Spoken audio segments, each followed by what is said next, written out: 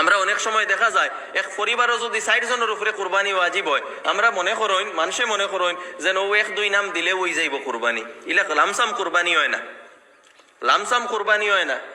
আপনার হিসাব করা লাগবো গড় কয়জনের উপরে ওয়াজিব, 1 জনের উপরে ওয়াজিব না 2 জনের উপরে ওয়াজিব না 3 জনের উপরে ওয়াজিব, খারার উপরে ওয়াজিব, ও এরার কুরবানি হইতো।